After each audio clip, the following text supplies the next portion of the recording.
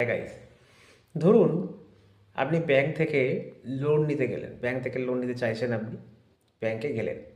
এবার আপনার সঙ্গে কথা হলো একটা, আপনি লোন নেবেন। সেক্ষেত্রে আপনার কিছু জিনিস মাথায় রাখা দরকার।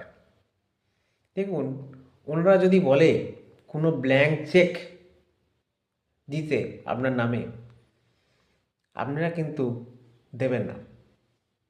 ওয়ার্নিং করছি আপনাদের, দেবেন না।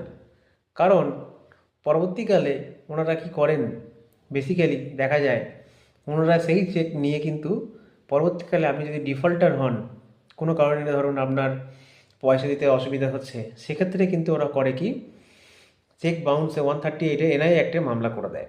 এবং সেটা মামলা করে আপনার জুরিডিকশন থেকে অনেক দূরে। সমস্যা সেখানেই। ধরুন আপনি বসবাস করেন পশ্চিমবঙ্গে, আর মামলা হয়ে গেল আপনার নামে রাজস্থানে, মুম্বাইয়ে। খুব সাবধান, যখন লোন নেবেন মাথা ঠান্ডা করে সব কাগজ দেখে নিন। Thank you.